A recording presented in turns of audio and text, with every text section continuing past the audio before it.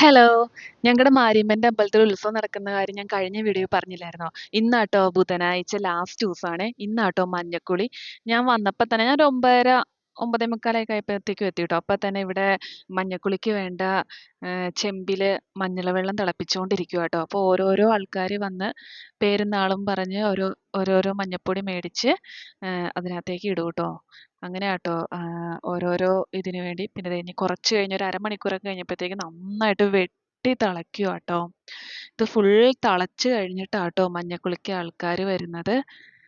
അതാ ഒന്ന് കാണേണ്ടത് തന്നെയാട്ടോ. അതെ അവര് വരാറായി.